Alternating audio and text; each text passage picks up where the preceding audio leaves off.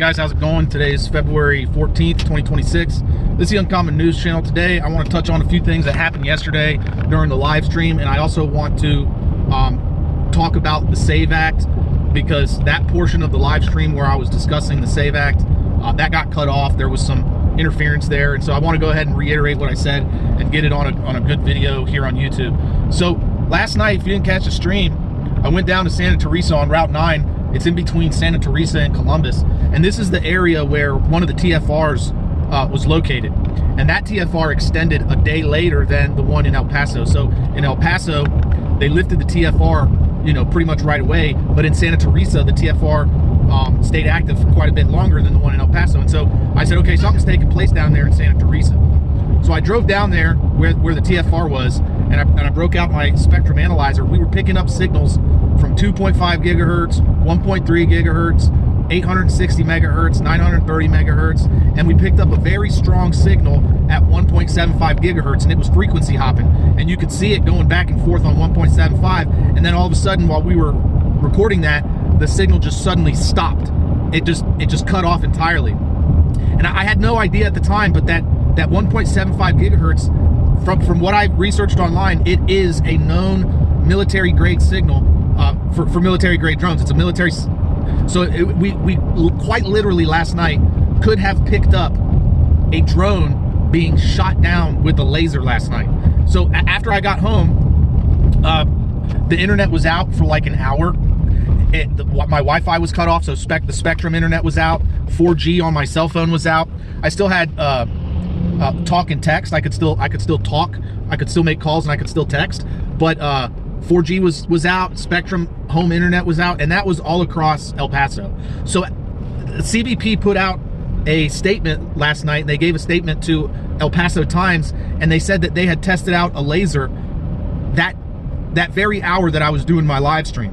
So quite literally, last night we could have recorded them testing out a laser in Santa Teresa and shooting down a military grade drone. Quite crazy.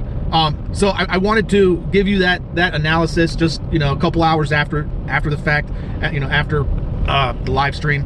And then now I want to touch on the SAVE Act, because there were some questions that were raised up about the SAVE Act, and I guess the points that I was trying to make weren't so clear in the video because the feed was cut off. So what I'm trying, and you know, it's not that I don't want secure elections. I want secure and fair elections just like everybody else. The problem with the SAVE Act is that, one, there's three different ways that it can be challenged in court, in Supreme Court, and I'll get into those in a second. And two, because you're federalizing elections, there's a slippery slope with them changing the requirements for like the real ID and stuff. So we'll quickly touch on those three areas. So right now, there are three main areas the SAVE Act can be challenged in the courts. So one is Article 1, Section 4 in the United States Constitution. And this part of the Constitution very clearly gives states the authority to hold elections the way that they want to. But this is you know, it's clarified in that section that Congress can make alterations to the law on that effect. So it does say in the Constitution that Congress can change that. However, there's also the 10th Amendment, right? So when powers are not specifically delegated to the federal government, it's assumed that they're reserved specifically for the states. Okay, so that's the second way it can be challenged. And the third way it can be challenged, which I think it's very highly likely it's going to be challenged this way, is what's called the anti-commandeering doctrine. Anti-commandeering doctrine is basically like the federal government is not allowed to take authority over state government officials or state authority like police or whatever. So anti-commandeering, so that the federal government cannot commandeer state authorities. Okay, and so my issue and my concern here is that what this bill is going to do, if it does pass in the Senate, is that it's going to basically raise up some hero attorney general on the left. So you're going to see these attorneys generals filing, challenging the SAVE Act, trying to get it nullified, and all it's going to do is raise them up as heroes for the left to prop up and get a lot of support behind come next election. Okay, so that's number one concern. Number two concern is that it actually will get nullified. Okay, so while we're wasting all this time, in my opinion, wasting all this time on the SAVE Act, when we should be just focusing on deportations and securing the border, there's a very real possibility that after all of this hard work, all of this effort, all of these talking heads in the media just blabbling on about the SAVE Act, in the end, it could just get overturned. It could just get nullified. by the courts. Okay, and then it was at that point in time, it was just a huge waste of time and nothing but talking points for a long time. Now, my main concern, okay, now this is the biggest concern with this, and I have to be honest, I looked at the SAVE Act and I was trying to find anything in there that forces a digital ID on you or anything, or a blockchain ID or whatever. I couldn't find anything like that in there. Okay, so I want to be open about that. I didn't see any blockchain stuff, any digital ID, anything in there. But what I did see is that they're really pushing the real ID, and they want the real ID. They're authorizing the real ID to be used in elections, which is fine the way that it is right now. However, with the advent of artificial intelligence starting to create its own viruses and finding its own vulnerabilities now, we could very well see artificial intelligence finding vulnerabilities and exploiting those vulnerabilities in the real ID. And then what's going to happen, right? The real ID is a DHS thing, okay? So if DHS discovers through exploits, through AI exploits, that the real ID has some vulnerabilities, they're going to require the real ID to be upgraded. I mean, that's just common sense. So if Kristi Noem comes out and says, okay, we found these vulnerabilities with the real ID, now everybody needs to get a number, a blockchain number associated with the real ID. Are you going to go out and do that? I mean, what if they say you can't travel by air if you don't get that done? What if your bank says you can't do banking with us until you get your real ID upgraded? What then? What then? And so to me, it's a slippery slope. So not only is, and it's not that I don't want fair elections, I do, but I think it's better if we were to just focus on the deportations. You focus on the deportations, focus on securing the borders. You don't have to worry about that. Send everybody to prison that was involved in rigging the election last time.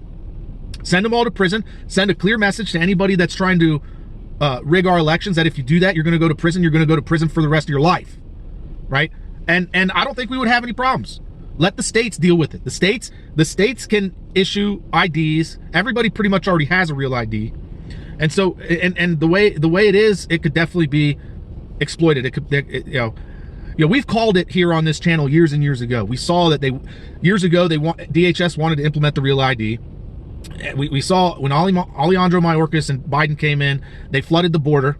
All right, this was the justification for nobody wanted the real ID before the illegal immigrants flooded the country. Okay, so a lot of states rejected it. Right, DHS had to say, okay, well, we're going to accept your state issued IDs anyways. Then then DHS floods the country with illegals. Okay, then DHS says real ID, otherwise you can't fly. So this has been a DHS Hegelian dialectic problem reaction solution for years, and we've seen it, we've called it. The next step forward for them is to justify associating a blockchain ID to the real ID. Okay, mark my words, that is the next step for them to get everybody in a block and chain. Literally, the name of their end game is block and chain. Think about that for a second. Think about that. Anyways, guys, we'll just leave it at that. I wanted to, just clarify those points. I am planning to go back out to Santa Teresa tonight. Right near where we were live streaming last night, there's an artificial intelligence database, data center being built.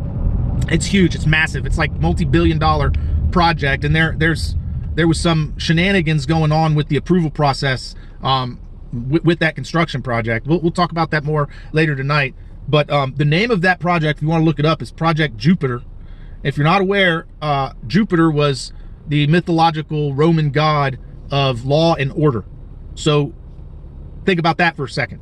You got this huge multi-billion-dollar AI data center being built right next to where they're testing out lasers, and that data center is called the god of law and order. Do with that information whatever you will. It's painfully obvious to me what's going on.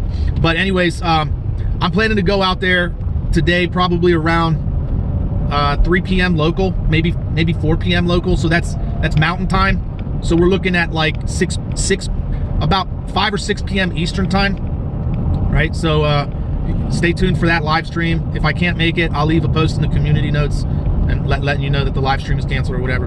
So, all right, guys, that's going to be it. Stay tuned for the live stream later today. If I can, I'll drive around that Project Jupiter, let you guys see it. It's massive. It's huge. And then we'll go back out. We'll do some sky watching today. The sky is much It's very clear today. You can see for miles and miles. So if there's any drones in the sky, I might actually be able to get good photo of them. Maybe even get shot down. That'd be cool. So, all right, guys, thanks for watching. Thanks for listening. You appreciate what I do here. Don't forget to give me a thumbs up, share, comment, subscribe, and as always, don't forget, help out your neighbors. Bye.